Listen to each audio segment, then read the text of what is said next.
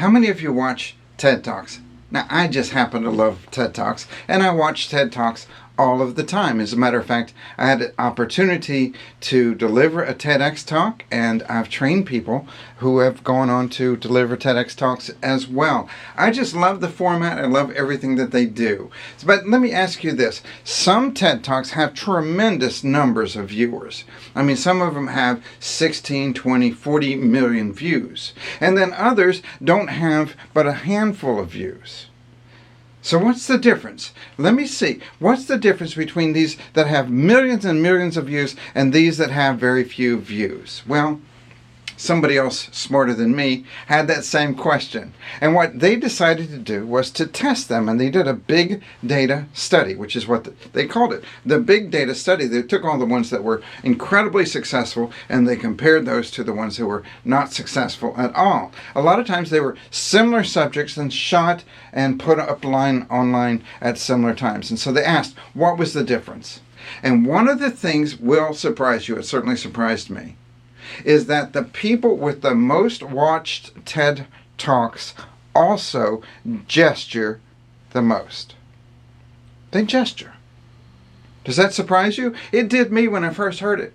The ones that gesture all of the time are the most popular TED Talks, and the ones that barely gesture at all are some of the least watched. The difference was remarkable. It was like more than 600 gestures over here in 18 minutes and a handful of gestures over here in 18 minutes. But it was so much difference between the great ones and the not so great ones. So the most important thing I want you to take away, I hope this just give you something right off the bat, is the people that gesture are the most engaging. Now what does that mean for you with online coaching or online training? Well, you have to see your hands. So what you have to do is you have to stand up. Right, you have to stand up. You have to stand up no matter what, because people need to see your hands.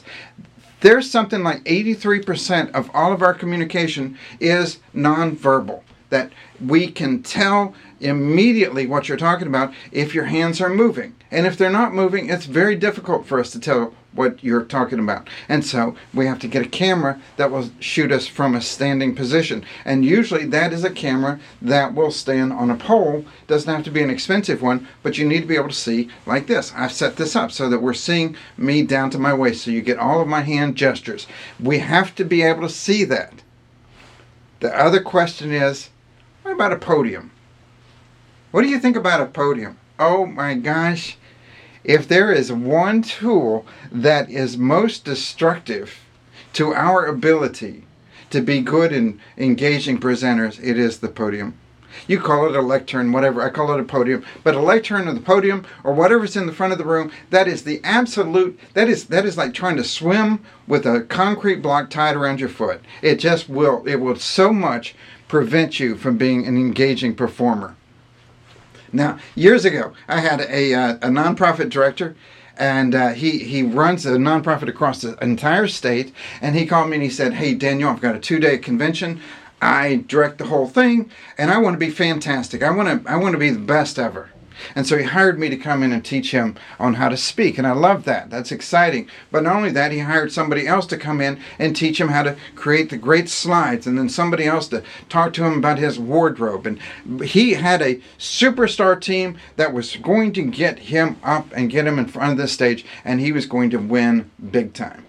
Now, the first thing I said is, no podiums. No matter what. No podiums. You cannot have a podium. Why? Because if people stand behind a podium, what happens is they're covered up. Most of their body is covered up by that podium. You can't see their nonverbals. You can't see their body language. And they tend to stand very still. And so I said, no matter what, no podiums. And boy, when we're working with this guy, he was fantastic. He would move around. He would use the entire stage. He was gesturing. He was dynamic. Nailed it. We're in good shape. And I actually even called the venue down in Miami. And I said, no matter what, no podiums. Absolutely no podiums. No podiums in the room. We don't want any podiums in the building. Absolutely no podiums, right? No podiums. And so we worked with this guy for months to get him ready for his big win. And then I got a chance to fly down with them. We went in the ballroom. You can see where this is going. And what's right in the middle of the stage? The biggest podium in the history of the world. I mean, this thing was the size of a Volkswagen. It was massive. And I said, oh my gosh, we got to get rid of this. Oh, please get rid of this. And he goes, no. My client says, no, this is great. This is great. And so what he does is he goes up there day one and he puts his notes down on the podium and he grabs it on either side like this, bends his head down. Now what happens when you bend your head down? It crushes your larynx and your voice changes right there. And then you got like the top of his head. Swear, 2 days, that's what we saw. For 2 days, he looked into his notes and he read his notes to us. All the work was for naught. Listen, these are not your friends. This is not going to help you. Get away from the podium. If the first study with the TED Talk says that the more you gesture, the more engaging that you are, then the second thing is this podium is going to get in your way, because even if you're like this, all of a sudden we're not seeing most of your body, and all of a sudden you're not moving around nearly as much. So get rid of the podium. If you want to sail, you have got to get rid of that podium. So the thing is that we need you to move around. It's amazing how this is a tool that's in your toolbox, but so many people don't use it. Now, depending on your camera, okay, I'm on camera right now. All right, depending on your camera, you can move around some. You've noticed already that I move around some. I come up closer to the camera and I go back. And I come over here for a little while and I deliver over here for a little while. And then I come over here and I deliver from here. This is engaging. Humans, as a matter of fact, all animals, our eyes track movement. If you're stock still, you don't have any chance of being engaging. But if you'll move around just a little bit, and the very best speakers are the ones that move around and they're very engaging. Now, I'm not talking about pacing from one side to the other. I don't want you to be the tiger in the Bengal Zoo. But I'm talking about with some purpose. So I might start my presentation back here. And I might start it by being very still, because I want to establish my authority. I want to establish my credibility. But then as I get excited about it, I might come up here and deliver some of this to you really close. And then I might look over here and I might deliver some of it over here. But I use the entire stage because no matter what, whatever you're doing, you're paying attention to me because I am moving.